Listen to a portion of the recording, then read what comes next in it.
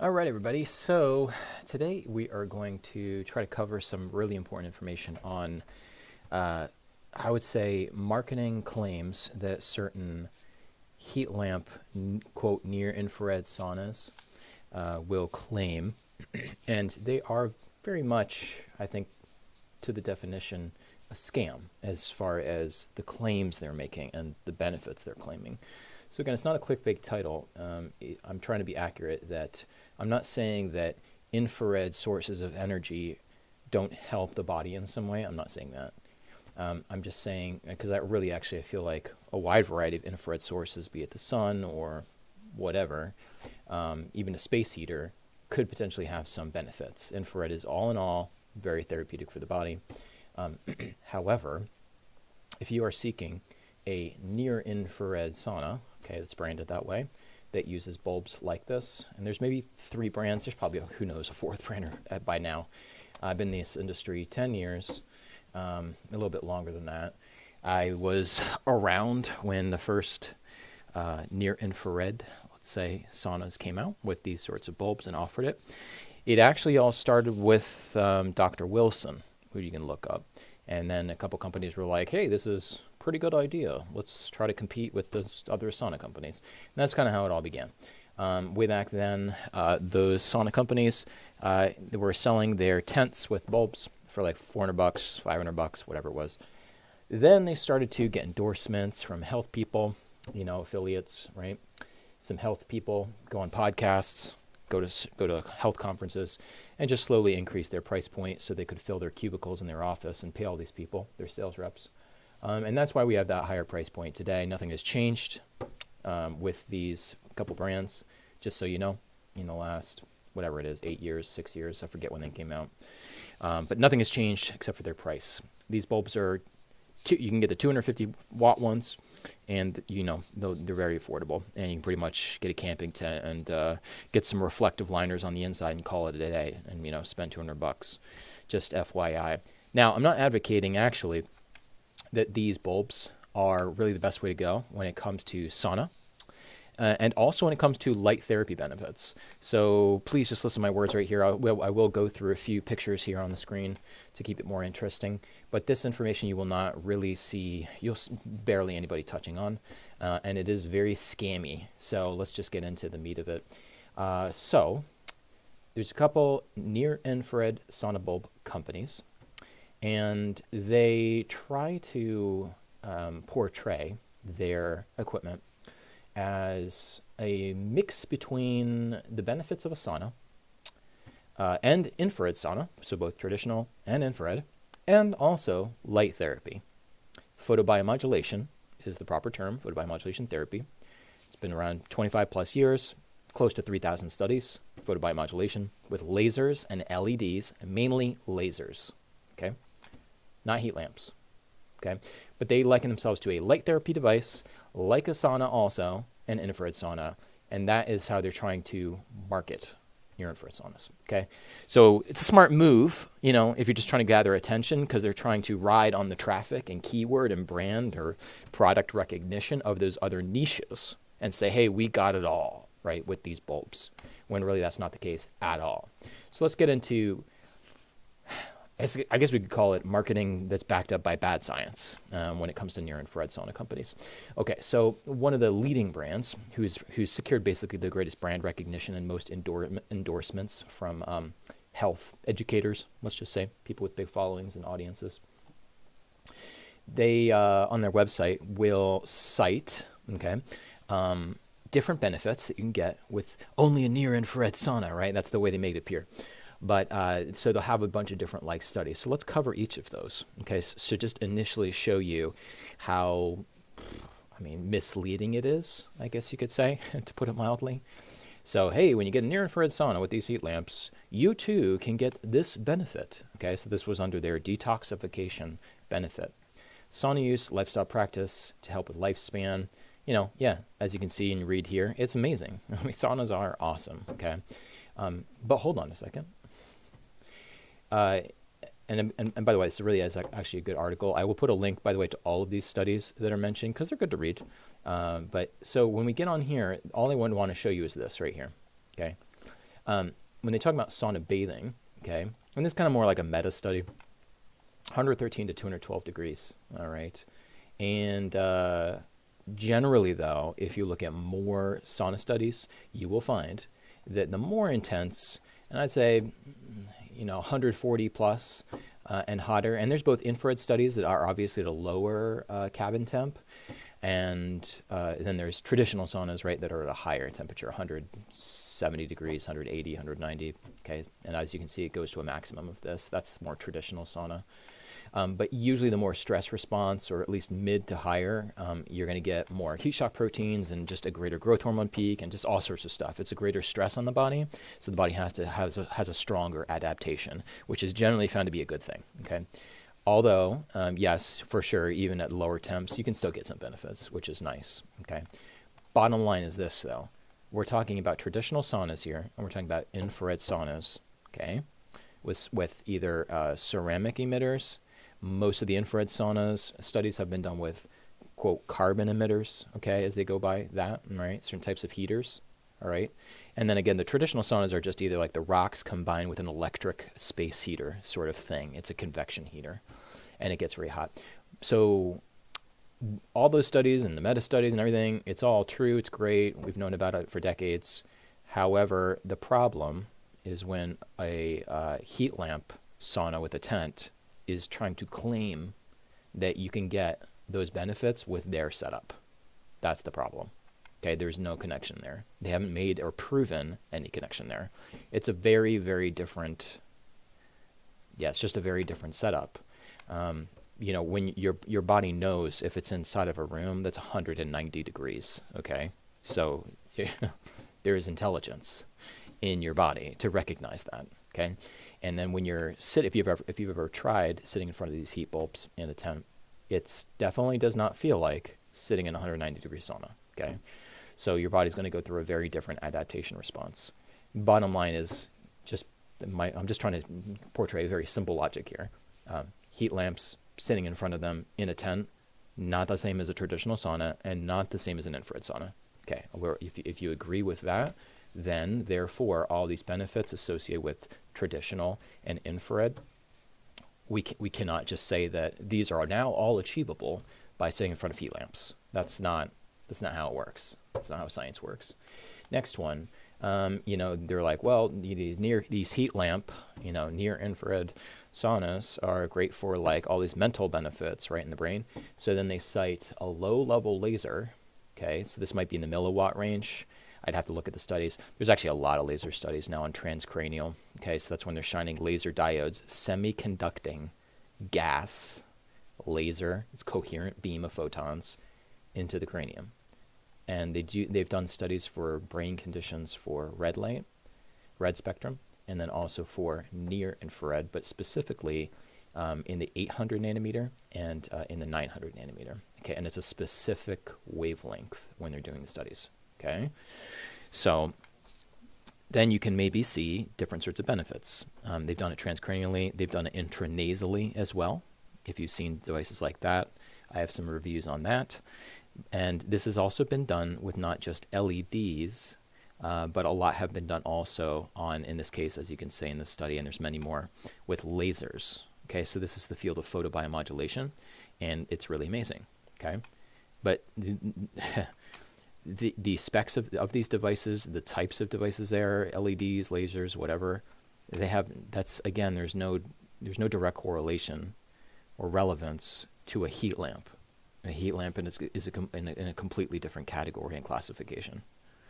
So they really just have it's just bad science to say that a heat lamp is going to be, that you can make some sort of inference and connection between seeking out these benefits with lasers on your cranium and sitting in front of a heat lamp in a tent. That's just, I don't think I need to explain that any further. Moving on, association between, so there's another one, just another benefit they're claiming, these heat lamp companies. Again, sauna, either if you're taking a hot bath, okay, is taking a hot bath like sitting in front of heat lamps? No, it's not exactly the same thing. Or if you are sitting in a traditional sauna, and they did another meta study, And that's freaking amazing, right? All the benefits you get. Once again, this meta study does not include sitting in front of heat lamps, okay? Where it's just a very different environment around your body because it's in a canvas tent, all right? And only one side of your body is getting exposed to heat lamps, okay? And also those emitter types also are just not tested either. Just no test at all. Okay, we have like almost nothing to go off of basically. But we do know at least that, there's no way that they should be drawing a correlation with heat lamps and this study, okay? In other words, if you want to get these benefits, all right, shouldn't you use the type of equipment that they were using in the studies? Does that make sense? Okay? So if they said like, we do this for all sorts of other things, right? Like if they say, this vitamin D or I don't know, this calcium product or whatever it is, right? This specific type of product or this form, whatever, in studies gave this benefit. Well, you would seek that out, right? All right, moving on. Clinical implications for thermal therapy and so same thing. Sauna therapy, okay. Same point as before, basically. It's not relevant to heat lamps. So here's another one that's just ridiculous that they're citing it. They're talking about chronic lower back pain, being connected to the heat lamps, okay? Now, I personally believe and I've seen that you can use heat lamps, to warm tissues locally in an area. And obviously that could help with, like just loosening tissues, getting more blood circulation, obviously, just like anything that heats your body. You could use a heating pad for lower back pain and temporarily, can help ease some kinds of back pain, right? But that's completely a different effect. They're not actually analyzing anything thermal in this study. Okay, this is another non-thermal photobiomodulation study. Has nothing to do with heat lamps. So why are they citing this? It's just kind of like you spend your couple $1,000s on a heat lamp, right? Setup, thinking it's going to help you with this because they said that it was and they cited this study. But some people don't actually read that it has nothing to do with heat lamps and thus you don't get those benefits. What they were doing was this specific device right here. And there's a few companies, and if you want any guidance, by the way, on these types of devices, these are like pads that have LED diodes, okay, LED diodes in them, and you can wrap them in different parts of your body for localized effects. And depending on their intensity, you can get some systemic effects too. But either way, normally it's like one wavelength, sometimes a second wavelength. But it is, yes, it's always generally within this main window here that in all the studies in photobiomodulation is deemed to be the main responsive window or biological window that stimulates certain metabolic factors in the cells, okay? And we're actually going to get into why heat lamps are actually not a good way to deliver that. But anyways, so yeah, they're just using a wrap with LEDs on it, and those LEDs are pushed right into the back, which is very important, by the way, if you want to try to get any benefits out of LEDs. Besides the specific wavelength, it's non-thermal, remember, no heat, okay? It's causing a photochemical response, okay? So as you crank up certain things with ATP in the mitochondria, one of the byproducts is heat or warmth, along with oxidation, okay? But what's responsible for the therapeutic efficacy is not the heat. That's the byproduct, actually. Okay, so this has nothing to do with heat lamps. Heat shock proteins for immunity, immunomodulation, all great stuff, amazing. Dr. Rhonda Patrick, you can look her up on YouTube, talks a lot about this, and some other people do as well. Again, you have to use a sauna that is going to be intense enough to get your core body temperature up, where then you can actually trigger heat shock proteins. It takes a certain amount of heat stress, so to say, a certain amount of hyperthermia, okay, to actually get there. Can you get there with heat lamps? It's just not intense enough because you're only exposing part of your body, and also you're in a tent. It's just not really the ideal setup for hyperthermia, basically, and heat shock proteins. And at the end of the day, also, again, we just have no heat lamp studies to go off of to say that heat shock proteins are also happening systemically in the body with heat lamps in a tent. So if you want a gray area, not even sure if you're going to get some great benefits here, go ahead and get a heat lamp with a tent. All right, so determining the efficacy of red and near infrared light. So, again, it's misleading, but these heat lamp companies, they have a red lens inside their halogen or really tungsten filament bulbs to block some of the visible infrared light, from the filaments. That's why they have that red glare, or R40, inside the lens. With the heat lamps, and then with the heat lamp companies, the near infrared saunas, they say, oh, you're also getting some, some red benefits, some red wavelength, photobiomodulation, right? Well, once again, reds are primarily in studies used with lasers, so sending a specific couple red wavelengths with laser, right against the tissue, and that can produce some benefits, especially on the skin. LEDs actually, when it comes to red, are really, really good. LEDs aren't as good with near infrared. Just scratch that statement. It really depends on a lot of factors, specifications, and how you administer it. But bottom line, all I was going to say is that, once again, these heat lamp near infrared sauna companies talk about, oh yeah, you're also getting all these red benefits. Okay, well, it's so different of a device. You have a filament, that's shining through. An infrared, it's really a filament. It gets so hot, the infrared produces visible light. That's how it works. So you have infrared going into visible light range, and then shining through a red lens, on glass. What is that comes through the other side? I don't know. You know what I mean? Have they proven it's a specific red wavelength, and that specific red wavelength is one of the biological active ones? No, I haven't seen that anywhere.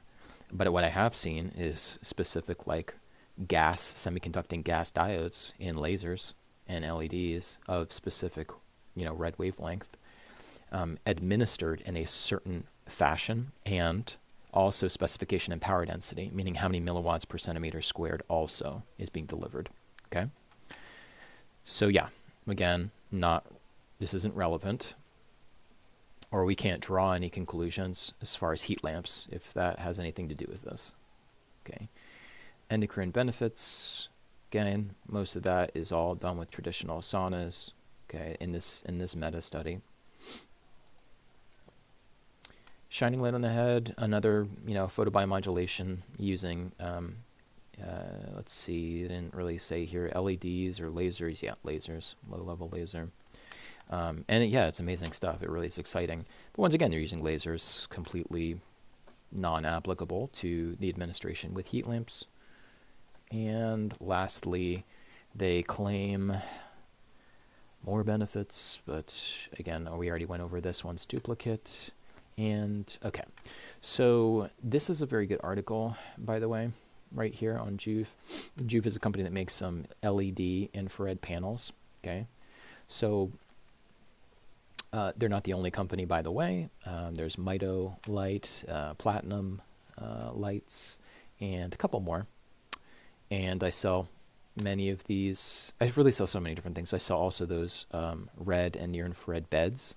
I have access to 8 different brands. These are things that go upwards to $100,000. In other words, I sell a wide variety, like all kinds of light therapy devices. I'm just pulling up this article because a lot of this is actually a really good article. Juve is good. It's fine. There's other good brands too. It's not, though, these panels are not my recommended way to get photobiomodulation benefits if you're trying to do this at home. Do they work? Yes. This is not a video that goes too deep into that, although I will touch on that. But I just want to actually point you to this study, or this article, because it's actually a really, really good one to help you understand how and why a heat lamp is not a good way to deliver photobiomodulation benefits.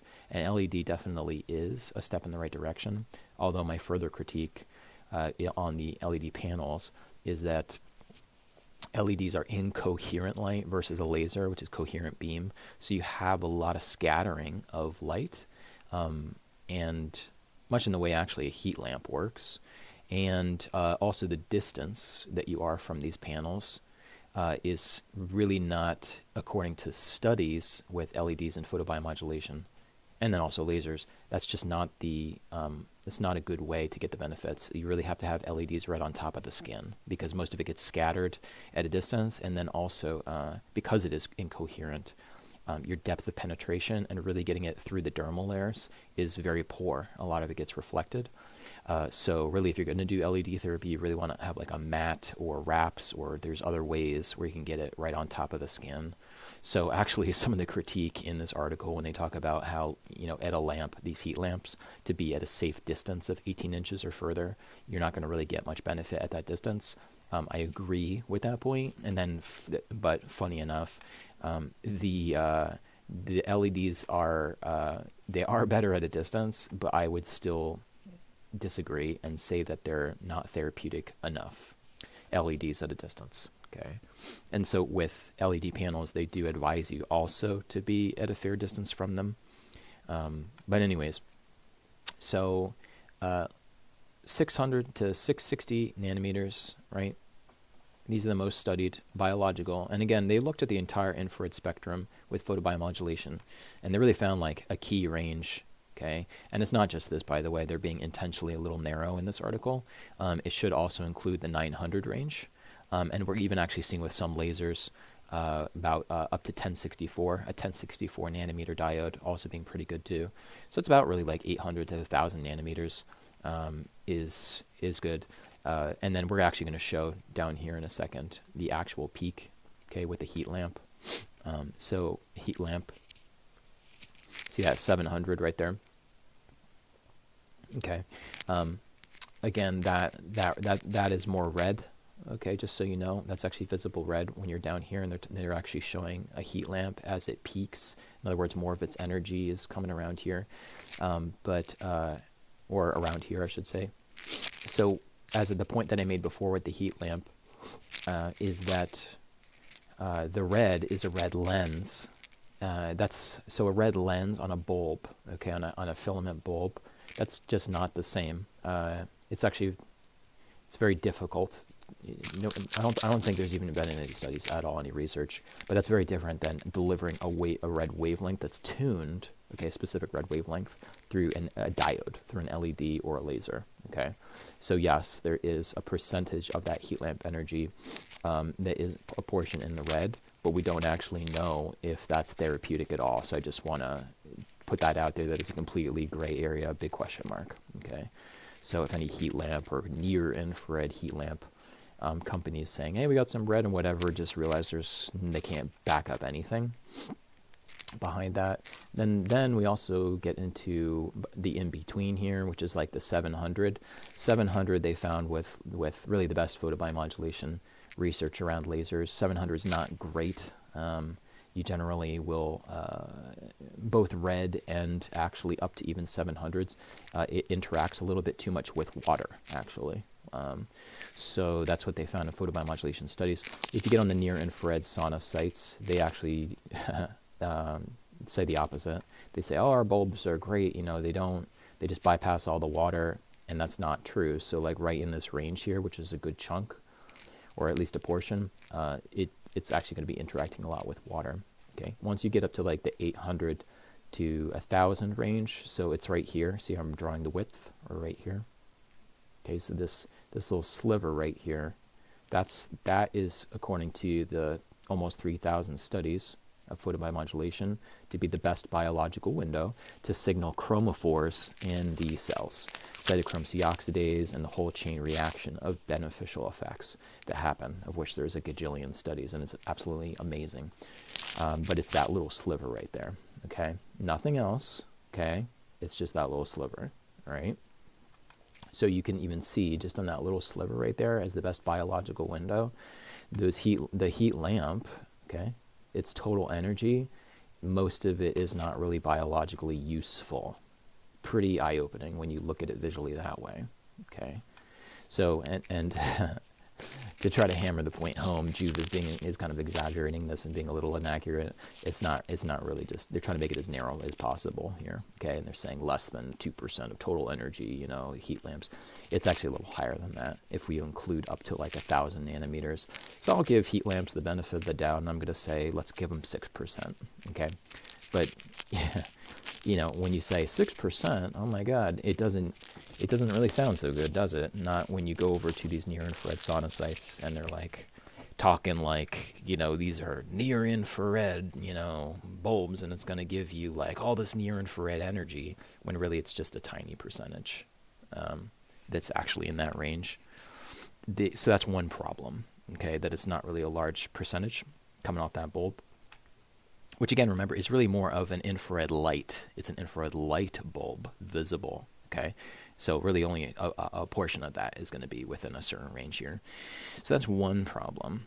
The other problem is, scroll down here, this is a legit independent testing laboratory. ITL is used for testing a lot of different things. It's legit. Anyways, they have the placement of the 4 infrared heat lamps here. And by the way, these heaters, these types of bulbs and other types of tungsten filament heaters and tubes, they've been tested a long time, decades ago, by companies and factories around the world that produce different sorts of infrared or heating element things for both space heating applications, which we're all familiar with space heaters. Also, they use them for drying paint, drying chemicals, creating things where they need to dry like polymers and other materials. It's part of like industrial processes. You get the idea. But these types of bulbs have been tested a long time ago, also for agriculture and animals and food, you know, and keeping meat and food safe to eat up on a counter. In other words, we have so much knowledge on what is safe for different applications and what these types of heaters are good for different applications. The types of like near infrared bulbs, or let's just call them heat lamps, really, they're better. They're like closer to a convection heater. Like they're good for like outdoor heating if you're at a bit of a distance and you want to stay warm. If we're talking about like the human body for a second here. So what are they showing right here? So that they are doing an analysis of if there is some biological window of wavelengths that are good for you according to photobiomodulation research. What is the actual fluence or irradiance or power density, which is basically milliwatts per centimeter squared. Okay, so that's a way of measuring joules of energy and dosage time in the studies, okay, to show that you're going to actually get the right dosage response, like the actual metabolic benefits. So if you applied those rules and guidelines to the bulbs, because remember, these heat lamp companies are claiming that they're like these light therapy, you know, photobiomodulation, you know, devices, basically. That's what they're trying to claim, and you're going to get all these benefits associated with all that research and those other lasers and LEDs. Well, what kind of dosage or intensity or radiance or fluence, there's a lot of terms here, at the safe amount of feet that they're recommending when you're using these near-infrared saunas, which is what? 18 inches or more. Okay. I just want to add something. These are not really ideal infrared devices because, one, you have to be at a distance from them. Remember, you have to be at a safe distance. What does that mean? That means that if you sit closer to a heat lamp, you might cook your internal organs or cause organ damage. You might also end up with a skin condition and skin damage. Okay? So that already tells you that these are not really the best thing to interact with the human body, right? If something was emitting infrared and you could lay right on top of it and get a direct conversion of infrared very efficiently that way, and it was very safe, that also is kind of showing that it's a little more biocompatible with the body because you can be closer to it, okay, and you can get that energy. These you really have to be careful with. And it's kind of funny because one of the studies that they cited, remember, I was showing you the red infrared and benefits for skin and dermal layers. But really, actually, these lamps are very different, as I said, than LEDs and lasers for skin benefits. But actually, they create a lot of reactive oxygen species. They can age your skin if you're a little too close to them. And long term, it's also even kind of debatable if it's going to be actually photo-aging your skin. with radiation. But yeah, there's really no long-term studies, to be honest. So just, take that risk if you want. But anyways, so back to this because I got a little sidetracked. So the maximum, if you're sitting here, the maximum based on your seating arrangement that you're going to basically be getting at the safe distance is 1 milliwatt per centimeter squared, okay, at the safe distance from the bulbs.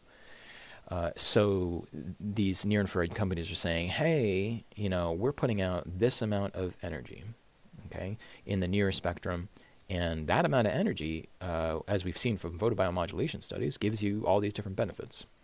Well, let's just say hypothetically, if your body could be 1 inch away from a heat lamp, then yeah, you could get maybe more or closer to a therapeutic dosage of infrared, near infrared, I should say.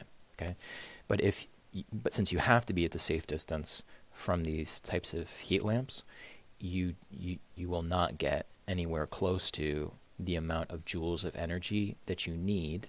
Okay, both from a localized treatment perspective and especially from a systemic perspective. Okay, so those are two separate things right there. So when we get into a lot of photobiomodulation research, usually they're treating specific localized areas of the body. Okay, and they're saying these are the benefits that we're seeing for these types of tissue types in this area.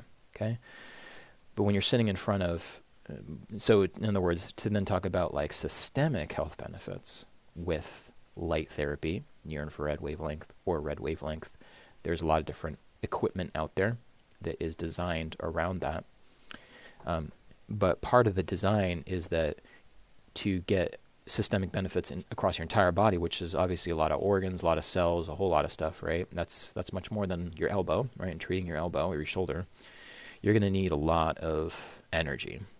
And so that's why some would even say like sitting in front of those LED panels is just not enough. But that's a whole other sidebar comment or another tangent point. So basically the amount of energy that really touches you in a limited part of your body is at this dosage. This is far below the minimum dosing protocols of even low-level lasers. Okay, so in other words, even a laser pointer is going to be better than this. Yeah. The other thing too is that this is going to make the whole thing sound even worse. Is that let's assume, okay, so part of the issue of, or even what's a little confusing or deceptive of even this company here in putting this up, is because if you look at the photobiomodulation studies, it's not, they are never testing the amount of energy that will be sent to the body at a distance. Crazy, right? None of the studies do that. Okay? All right, there might be like 2 studies, whatever, out of 3,000. But the point is, everything we know about photobiomodulation studies is about using a type of diode on top of, or pushed right into the tissues, okay? Whether it's your cranium or you're trying to zap fat on your abdomen. The point is, it's always on top of the body touching it, okay? Why? Why? Once again, because the skin and the top dermal layer and with the water is so good at reflecting light. Okay, so you have a light loss. All right, that's the main reason. Okay, so if you want the max benefits, you always have to be touching the skin. So in other words, to even cite this, whether it's the LED panel or the heat lamp, it's also irrelevant. All these findings are also completely irrelevant. You can have no conclusions at all. Well, the conclusions that you could make is that all this stuff at a distance probably does almost nothing. I'm sure it does something with like maybe some hormonal compounds that get formed on the surface of the skin, which is kind of like how vitamin D works and stuff, and even microcurrent. I'm sure there's some viability in something like that. Okay, but as far as all we know from photobiomodulation and benefits, it doesn't apply. It never looked at that stuff that's formed on the surface of the skin. Okay, it's always internal, inside cells and things like that, and tissues. So there's no studies that go over, that correlate the irradiance or power density of device at a distance. It's always on top of the body. Okay, so they're saying that not only are you getting 1 milliwatt, Okay, and by the way, like some of the best benefits I've seen are when your entire body, 360 degrees is getting, I don't even know, like a couple thousand times this amount or more. Like some of the lasers that do really, really well, they dose you per second 30, 40, 60,000 milliwatts per second. Okay, per second. So, yeah, exactly. So it's kind of like, okay, well, even so, if this even did reach you with one milliwatt, let's say in your chest or whatever, your torso, there's no conclusions we can make out of it. Not only is it too low to be even factored in to any of the studies, the dosing of that, but how much of that is then going to actually make it into the dermis at that distance, with what we know about the skin and the dermal layers and how well it reflects. If you have a laser, for example, that's 60,000 milliwatts in terms of the strength, okay, laser, which is vastly superior than an LED, which is vastly superior to a heat lamp. If you hold that laser 1 inch away from the body, you will lose upwards of 50% of that energy. So if you had a 60 watt laser, it behaves like a 30 watt laser at 1 inch away, with an amazing cutting edge medical device like that, okay, that I sell for $40,000, $45,000 to $50,000. Okay, just FYI, that's what we sell them for. Okay, so that's it, that 1 inch away. So imagine something, where you're 18 inches away. That's not even a laser, and that's all it's giving you. You see what I mean?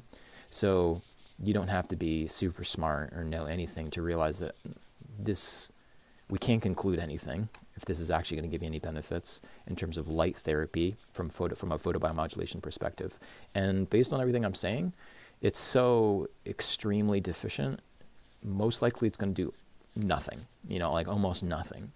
I do think there's some magical things that happen, as I told you, with different spectrums of light and different colors when it interacts with your skin. I think there's something there, maybe, but we just don't know enough as far as that angle on it goes. But to say, my whole point is for these heat lamp companies, near infrared sauna companies, then to be making all these photobiomodulation claims. As you can see now that I've teased out the whole thing, it's utterly ridiculous, right? To say all that. So the other thing that they'll say is, well, the sun is, 41% near infrared, and so our heat lamps are full spectrum like the sun. It's like, okay, well, as we've gone over, there's a very narrow biological window, okay, all right, of where of what is usable, okay, potentially. We don't even know if it is that usable, but potentially usable. Okay, in that near infrared spectrum, in that biological window, in terms of the wavelength from a heat lamp. Okay, so who cares if the sun is putting out 41% near infrared? And now the other thing is, like, the sun is a little bit different than a heat lamp. Okay, so the sun is gonna be, all the way, and it's gonna go all over the freaking place. All right, in terms of the electromagnetic spectrum. All right, and then you also have to factor in, okay, well, since it is so full spectrum, the sun, there's all kinds of interactions that happen when you lay out in the sun, which is a great thing to do for minimal periods of time. But when you get that sun exposure, and really nothing beats sun exposure, but when you get that sun exposure, you also have to factor in, is there some synergies and different things that are happening with that wide spectrum, right? Yeah, absolutely. It's extremely complex biochemically, photochemically, what happens through your eyes, everything. It's a lot. So I don't think there should, it's just ridiculous to compare a heat lamp to the sun for so many reasons. So I wouldn't really say it's a heat lamp. It's also like a full spectrum experience. It's just a term that they use, these sauna companies, because it's a good keyword. It's hot. It's a hot keyword to attract traffic because of other sauna companies that do a lot of marketing behind certain saunas that they're labeling as full spectrum. Okay, that's the reason they really say it in their marketing, their content, these near infrared sauna companies. But actually, when you look at a wavelength distribution curve, or a spectroscopy report, which is just all third-party factories that make all these different sorts of emitters and heaters that go inside these saunas. When you look at all of those different emitter types that are out there for infrared saunas, you'll actually see that the type of emitter that has the widest spectrum of infrared, so the widest curve, so to say, is actually a carbon emitter. Now, once upon a time, they did use actual carbon fiber and heat that up, and it was awesome. And then they proceeded to go to carbon ink. They kind of print it like a dot matrix printer. Anyways, those types of heaters actually have some of the widest spectrum. So if we said, like, what's the most full spectrum heater, it would actually be the carbon emitters that you would see all over the freaking place in so many different infrared saunas. That's the one that's actually widest full spectrum. Then there are also some saunas that are saying, hey, let's like bolster more mid-range infrared and maybe more in the near or whatever, you know. So they add in some of these like tungsten filament tube sort of style heaters, which are like a little bit more like convection in terms of the radiance that they produce. I don't have any issue with those. I think they can enhance the experience possibly in some ways of a sauna. So you see a few different companies that have that combo of a couple, and then the one company that has like 3 different types of emitters in it. You can message me if you want to know about that one. It's got LEDs, actually near infrared LEDs. And then it's got a emitter that is made of a certain material that gets to a certain surface area temp for mid-range. And then they have a carbon mineral mix that is kind of baked together that is separately controlled for the far, like a little bit more of the far spectrum. And those can all be independently controlled separately. If you want to find out what that brand is, you can contact me. That is probably one of the more unique, I guess you could say, saunas out there. And one of the few companies that actually does patents. They actually have patents because they've actually done some research and made something unique. There's also a portable sauna. So if you're looking into something that's you can kind of pack up, has better testing and research on it, and has a semi-conducting ceramic tuned far spectrum to it. There is actually a really good portable sauna that's been around a while that is also unique and has some patents on it. So companies that have done their own research, have patents, have a little bit more like higher end tech. It's rare. There's really only a couple companies in the infrared sauna category, and then everybody else is just like, working with the usual suppliers, so to say, and importing and, getting these emitters from third-party factories, right, and then putting them in their saunas. And some are better quality, some are bad quality. I've worked with many companies, so if you have any questions about and you need some recommendations, and I am technically also a dealer for 9 companies as well, so we can talk pricing and quotes and stuff too if you want.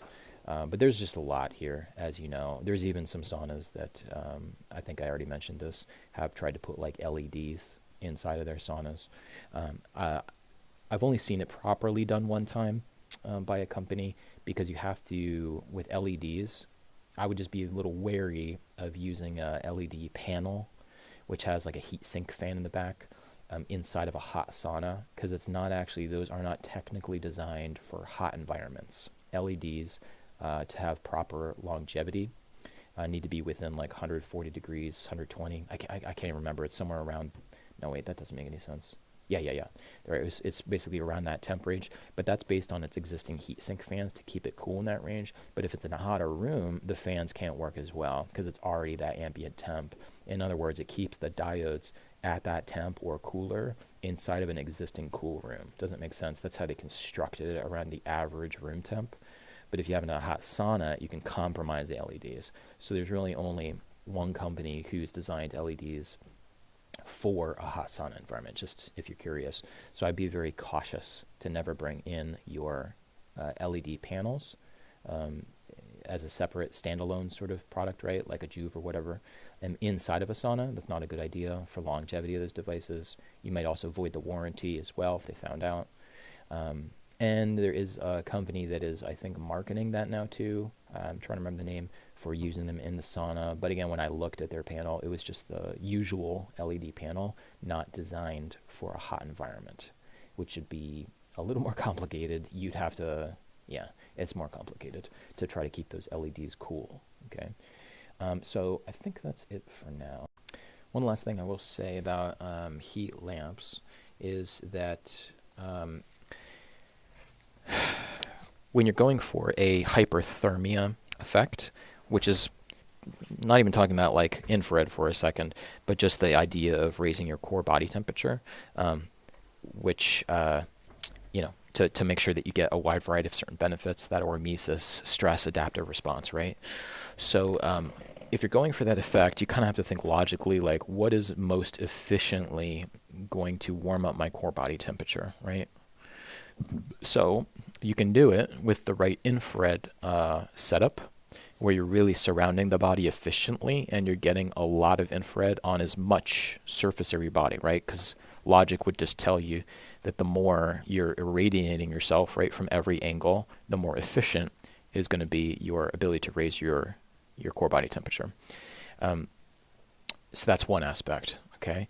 And then the other aspect is the traditional sauna direction, right? It's just a very hot room, so I'm surrounded by a lot of hot temperature, right? Because it's more of a convection space heater sort of setup. Okay, but what would you say would be less efficient? Okay, of a way of raising your core temperature as hot as possible in the shortest amount of time, right? We don't want to be sitting around for like 3 hours, obviously. So the least efficient way to do it is to have to be surrounded by an enclosure that isn't thick enough to eat. Okay, so like a canvas tent, for example, versus wooden walls and very, very thick glass. Okay, or another sort of material that's like a fabric that has some padding and a reflective inner liner to reflect rays, like infrared rays. That's another alternative as well. But so both the space that you're being surrounded in, that's one important thing to help with the efficiency of raising your core body temperature. And then also the direct, like how much infrared are you actually getting onto your skin, right? So if you're seated in front of heat lamps, at any one time, you're only getting a certain portion of your body, mainly the front of your torso, right, down to your waist, and up to your shoulders, chest, etc., right, and your neck, maybe a little bit. Only that. Let's just call it 40% of your body, whatever it is, and then the whole rest of your legs and your whole backside, and part of the side of your body as well, your sides of your arms, things like that. A lot of your body is not getting exposed directly to infrared for that same span of time, correct? So one would say, just based on logic alone, that it's not, it would be different, right, if you had heat lamps that were surrounding you 360 degrees, correct?